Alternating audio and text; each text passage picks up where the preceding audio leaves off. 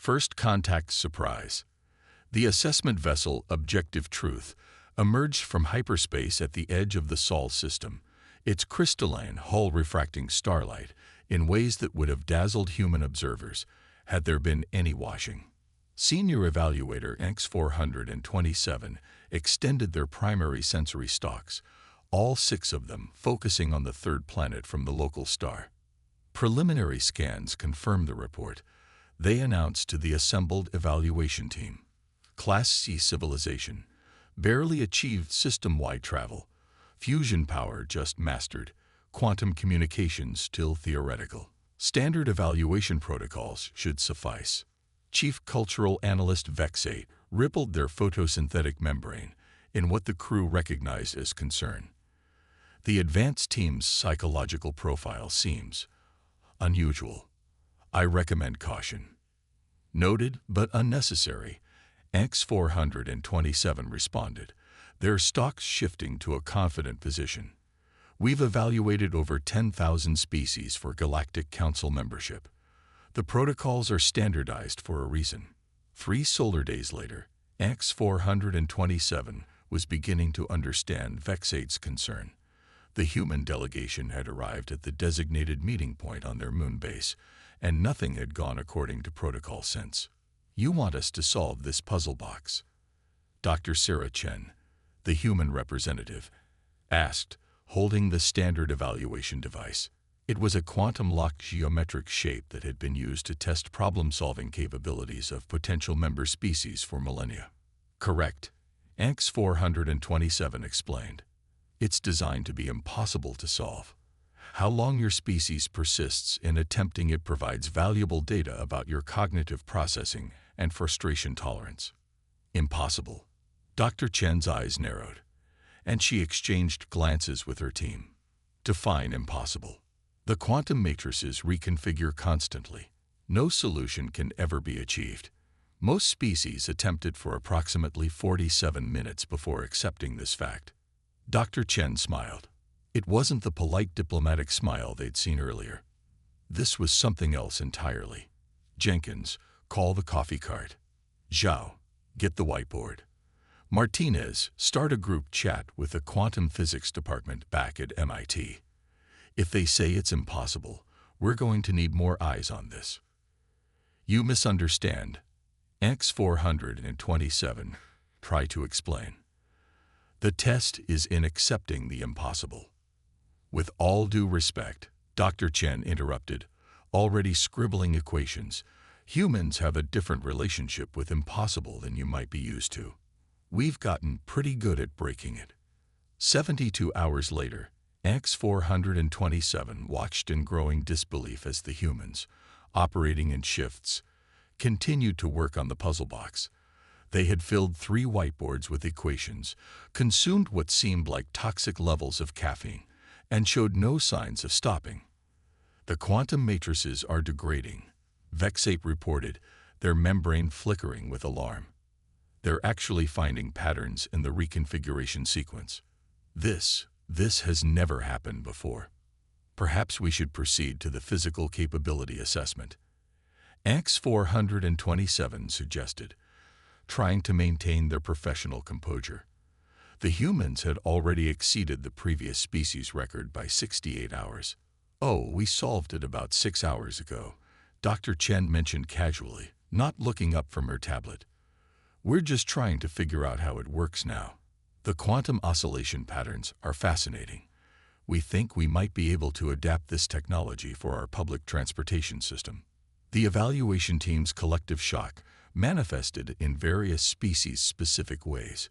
Color changes, membrane fluctuations, and in X427's case, all 6 sensory stalks going completely rigid.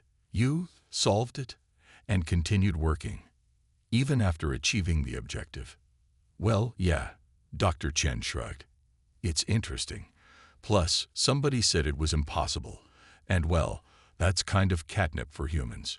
We tend to take that as a personal challenge. As X427 prepared their preliminary report to the Galactic Council, they found themselves struggling to capture the implications of what they'd witnessed.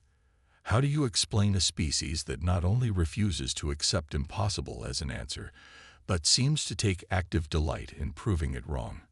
A species that, when faced with an insurmountable obstacle, simply surmounts it, then stays to figure out how to make it better.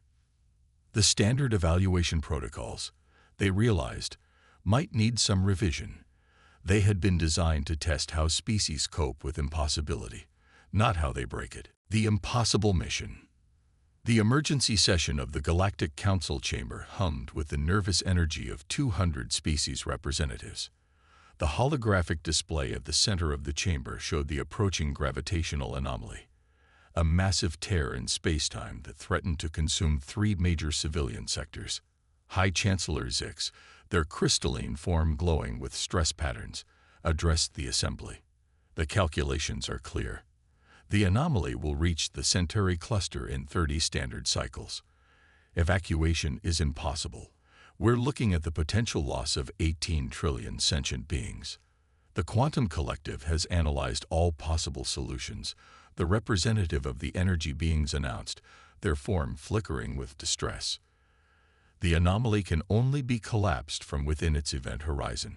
However, the gravitational forces would destroy any vessel before it could deliver the resonance charge. A quiet voice spoke from the newly installed human section.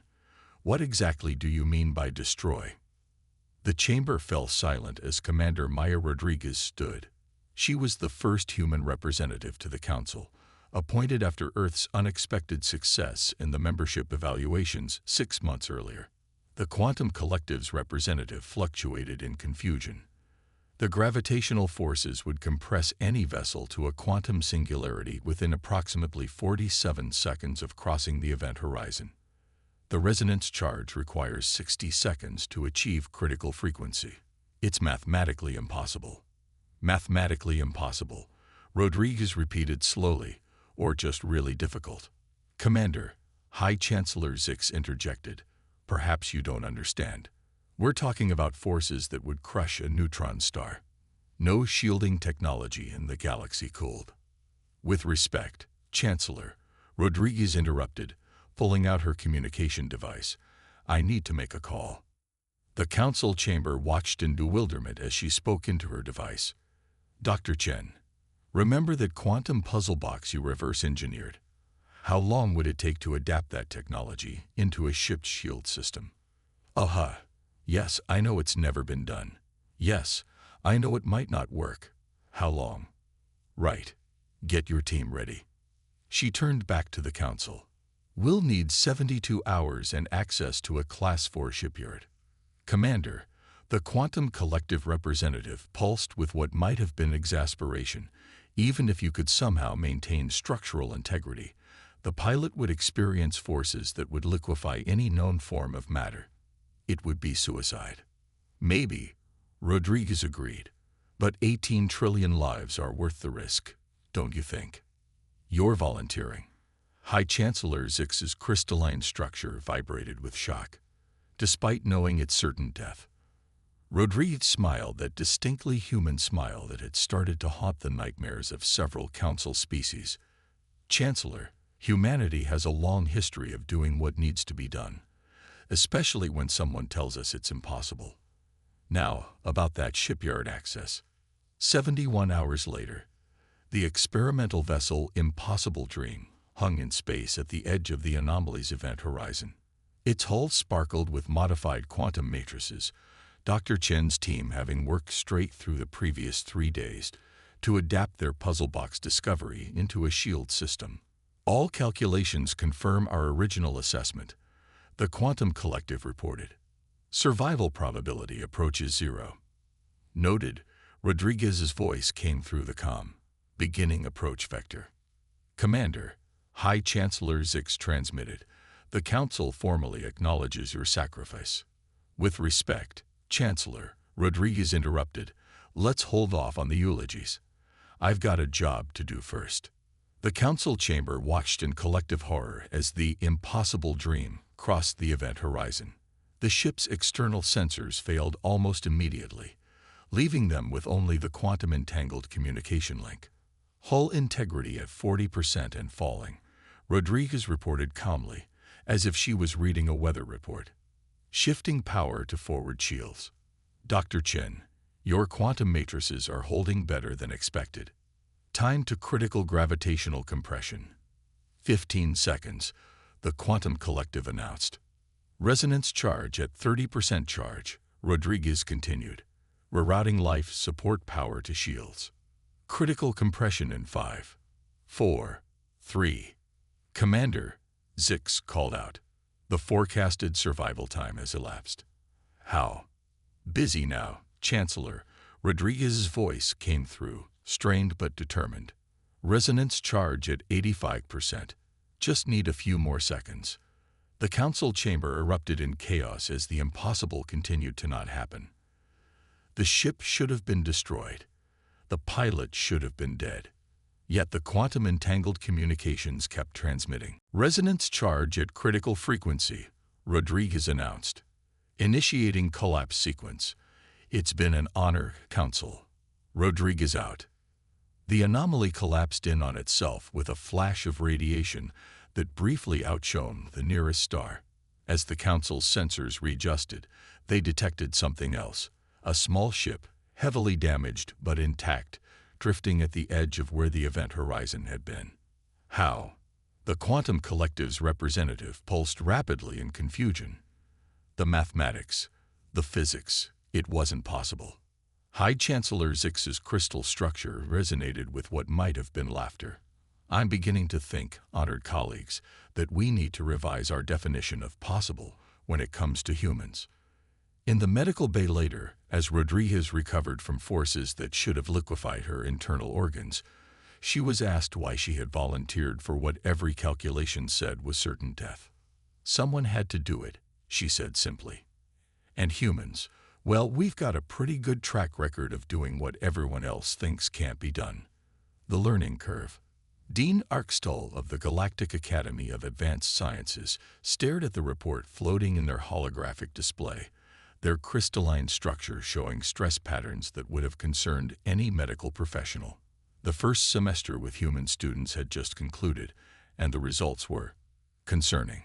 They're breaking everything, Arkstall announced to the assembled faculty. Not physically, though there's been enough of that too, but they're breaking our entire understanding of how learning should work. Professor Van 12, the quantum physics department head, rippled their energy field in agreement. In my advanced theoretical mechanics class, human student Lisa Wong submitted a solution that violated 3 fundamental laws of physics. When I pointed this out, she proved the laws were wrong. 3,000 years of quantum theory, invalidated by an undergraduate who said, and I quote, "The math felt funny." At least yours was actually studying the subject. Professor Skathul interjected, their photosynthetic membrane fluctuating with agitation. In my xenobiology lab, human student Marcus Rivera was failing the course. Instead of dropping out, he invented an entirely new branch of mathematics to prove why his wrong answers were actually correct in a different paradigm. The worst part, it works. The room erupted in various species-appropriate expressions of frustration. Dean Arkstall waited for the chaos to subside before continuing. The human students are maintaining an average academic performance rate 43% higher than our predictions, despite, or perhaps because of, completely ignoring our established methodologies. They're succeeding, but they're doing it wrong. Perhaps, the quiet voice suggested from the back of the room, we need to reconsider our definition of wrong. All attention turned to Professor Elan, the ancient silicon-based being who held the chair of comparative civilizations. They had been teaching at the academy for over 3 centuries and were known for their unconventional perspectives. I've been studying human educational methods. Wylan continued, their crystalline form shifting to an educational configuration. They have this concept called learning styles. Unlike every other known species, they don't just acknowledge that different individuals might learn differently. They celebrate it. But that's chaos. Professor Van 12 protested. How can you maintain educational standards without a standardized approach? That's just it, Ilan responded. They don't want to maintain standards. They want to break them, exceed them, redefine them. Every human student approaches problems differently, and they consider this a strength, not a weakness. Yesterday, they continued, I observed a study group, 5 human students trying to solve the same problem. One drew pictures, one built a physical model, one wrote equations, one created an interpretive dance. Yes, really. And one just lay on the floor throwing a ball up and down until they had an epiphany. All of them reached the correct solution, but through completely different paths. Dean Arkstall's structure vibrated with confusion. But how do we evaluate such chaos? How do we teach beings who each learn differently? Perhaps, Island suggested, that's the wrong question. Perhaps we should be asking what they can teach us. The dean was about to respond when an alert flashed across their sensory field. Now what? They demanded, accessing the notification. The human students in advanced engineering have. The dean's crystal structure flickered in disbelief.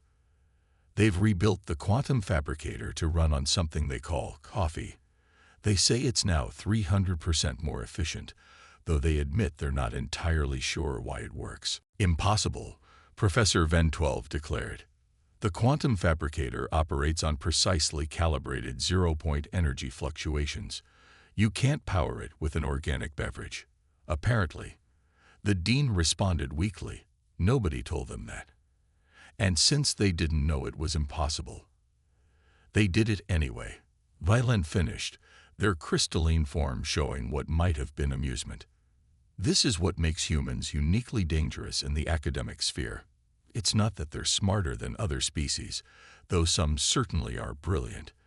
It's that they refuse to accept the limitations of what they're taught. Every established fact is a challenge. Every impossibility is an invitation. Every failure is just a data point on the way to success. The dean absorbed this, their structure slowly shifting to a contemplative configuration. So how do we teach students who question everything, who treat fundamental laws as mere suggestions, who succeed by breaking all our rules? We don't. Lilan responded simply.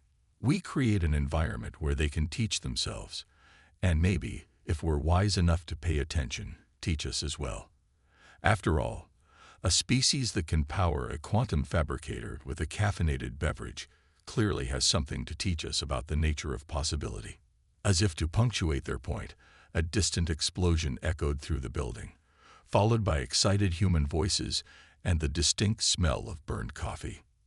Though perhaps, Lilan added, their crystal structure showing distinct amusement patterns, we should establish some basic safety protocols first. Humans, it seems, are as boundless in their capacity for accidental destruction as they are in their pursuit of knowledge. The dean sighed, a gesture they'd learned from their human students. Send out a faculty-wide memo. All human students must now have at least one fire extinguisher present during experimental procedures. And someone please explain to them that "hold my beer" is not an acceptable preface to a scientific methodology. The Endurance Protocol. Deep Space Research Station Yama-9 was experiencing what its human crew members casually referred to as a bit of the situation. The station's AI, which had been programmed with more precise terminology, classified it as cascading systematic failure with 99.98% probability of total destruction. Chief Engineer Dr. Elena Santos stood in the central control room, surrounded by holographic displays showing multiple system failures. Around her, representatives of 6 different alien species were experiencing various forms of panic responses. The crystalline tricks were literally cracking under stress. The gaseous Saphirians were condensing involuntarily. The silicon-based Petrovs were developing visible fault lines. So, Elena said, examining the displays with what seemed like inappropriate calm, we have multiple reactor breaches, failing life support, compromised structural integrity, and about 3 hours until the whole station tears itself apart. Does that sum it up? Affirmative. The station's eye responded. Evacuation protocols are heavily recommended, though escape pod functionality is currently at 12% due to damage from the quantum storm. The alien crew members looked at Elena expectantly. As the ranking human officer present, they had quickly learned to look to her species for guidance in crisis situations. What they saw was not reassuring. She was smiling. Right then, Elena said, cracking her knuckles, "Time to get creative. AI, give me a damage report by section, prioritizing critical systems. And someone get me coffee. Lots of coffee." Dr. Santos, lead researcher Kextall, vibrated anxiously, their crystalline form showing stress patterns. "The recommended protocol is immediate evacuation with available pods. The probability of saving the station is—" "Never tell me the odds," Elena interrupted, already deep in system diagnostics. "Besides, this station contains 15 years of irreplaceable research data. We're not abandoning it without a fight." Fight. Kextall's translator struggled with the concept. Against physics. Against structural failure. Against the fundamental laws of thermodynamics. "Wouldn't be the first time," Elena muttered, then louder. "Okay, people, here's the plan. We're going to manually vent the plasma from reactors 2 through 5 to reduce pressure. Yes, I know that means going into irradiated sections. Yes, I know the radiation suits only last 30 minutes in those conditions. That's why we're going to modify them." Over the next 3 hours, the alien crew witnessed what they would later describe in their reports as controlled chaos. Elena and her human team worked continuously, without breaks, moving from crisis to crisis. When the radiation suits failed, they improvised shielding using repurposed quantum field generators.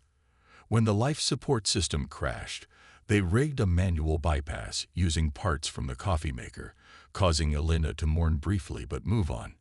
When the structural integrity field began to collapse, they reinforced it using a technique that violated 3 laws of physics but somehow worked anyway.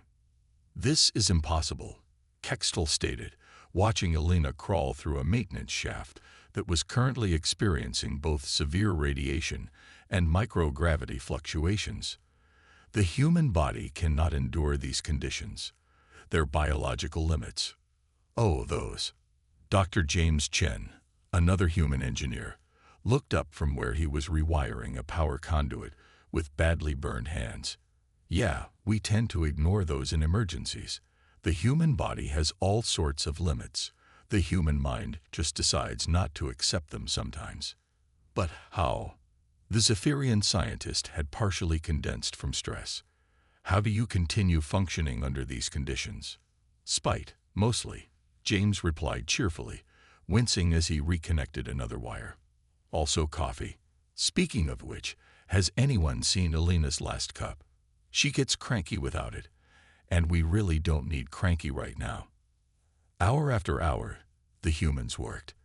They suffered radiation burns, exhaustion, minor injuries, and what they dismissed as probably just a few broken bones. They worked through their own physical limits, through the station's structural limits, through what several alien scientists insisted were the fundamental limits of reality itself. And somehow, impossibly, they succeeded. 26 hours after the crisis began, Elena stood in the newly stabilized control room, sipping from a badly dented coffee cup and examining the system readouts.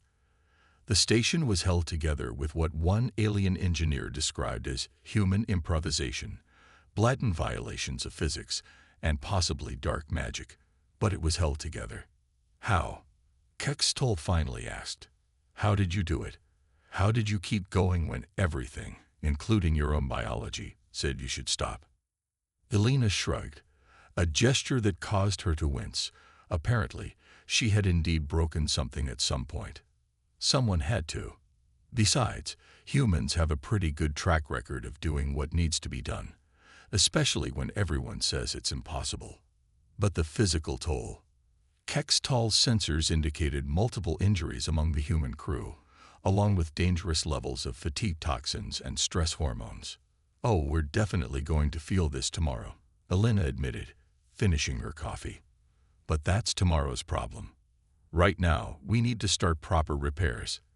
The duct tape and wishful thinking solutions we used won't hold forever." Duct tape and wishful thinking. Kickstall's translator struggled again. Human engineering terms, Elena explained with a tired grin. You'd be amazed what you can fix with enough duct tape, caffeine, and sheer stubborn refusal to fail. As the alien crew began documenting the crisis response for future analysis, one thing became clear. Humans weren't just dangerous because of their technology or their intelligence. They were dangerous because they simply refused to accept failure as an option, even when failure was the only logical outcome. They would push through pain, through exhaustion, through the very limits of what should be possible, all while making jokes and drinking concerning amounts of stimulants. And somehow, impossibly, they would succeed. The final understanding. The Grand Archive of the Galactic Council was usually a quiet place. Today, however, it hummed with the presence of the Council's most senior members. They had gathered for a classified presentation by the Department of Xenological Threat Assessment, prompted by recent events involving Earth's rapidly expanding influence in galactic affairs. High Analyst Vexate, their photosynthetic membrane shifting with barely contained excitement, addressed the assembled council members. The same Vexate who had first warned about humanity's unusual psychological profile during their initial assessment years ago. Distinguished members of the council, they began, we've completed our 5-year study of human behavior and its implications for galactic society. Our findings are unprecedented. The holographic display activated, showing a montage of human achievements since joining the galactic community.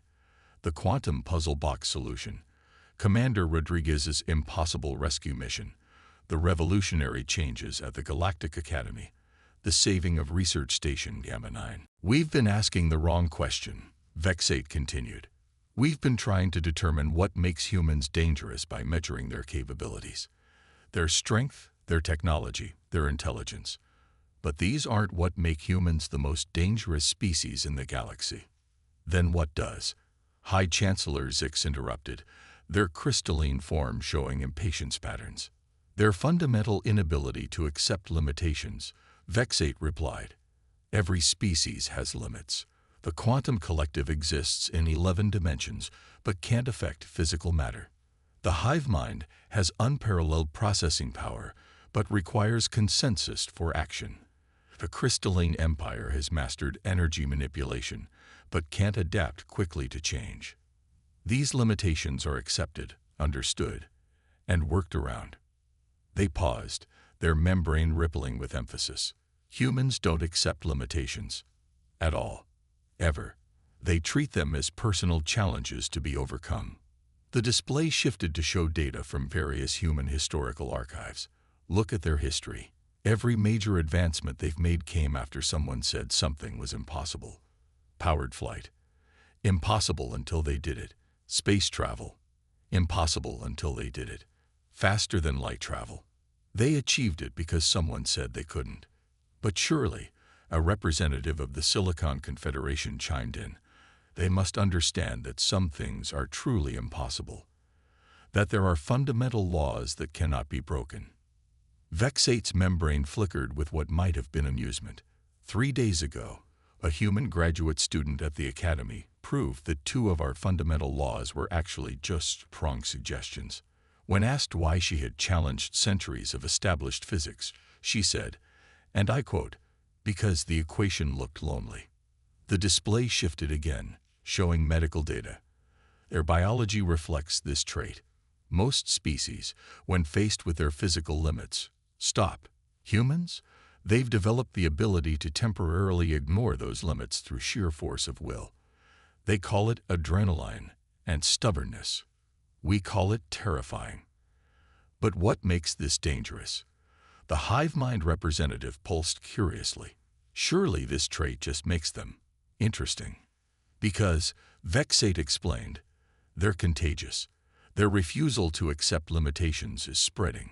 Since humans joined the Academy, non-human students have shown a 47% increase in challenging established theories.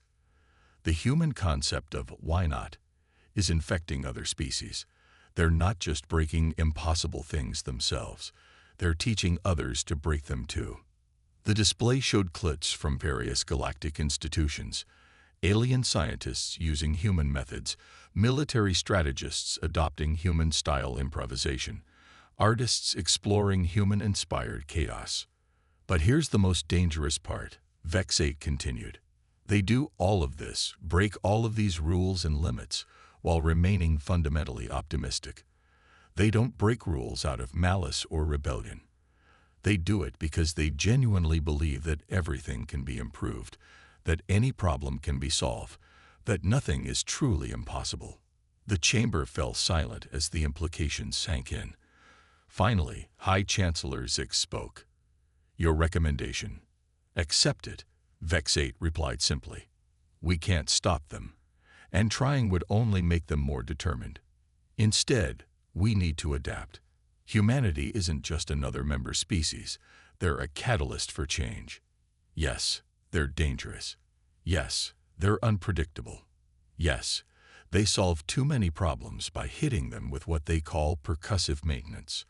But they're also pushing our entire civilization forward at an unprecedented rate. And if they push too far," someone asked, "if they break something that can't be fixed, then they'll probably invent something new to fix it with." Vex8 responded, "Probably involving duct tape and coffee." The council chamber erupted in various species-appropriate expressions of concern and excitement. High Chancellor Zix raised their crystalline appendages for silence. "So, your final assessment of humanity's place in the galaxy." Vex8's membrane shifted to its most formal configuration. Humans are officially classified as the most dangerous species in the galaxy, not for their weapons, their technology, or their strength, but for their ability to make the impossible possible, and then convince everyone else to try it too. They are agents of chaos, but creative chaos. They break things, but they break them forward. And our response should be, "Hold on tight," Vex8 replied, their membrane showing what had become known in diplomatic circles as the human-style grin. "The impossible is about to become a lot more frequent in our galaxy. And honestly, that might not be such a bad thing." As if to punctuate their point, an alert flashed across the chamber's information network. A human research team had just announced they'd found a way to stabilize wormholes using a combination of quantum mechanics, recycled coffee grounds, and what they call the power of positive thinking. The council collectively sighed. It was going to be another one of those days.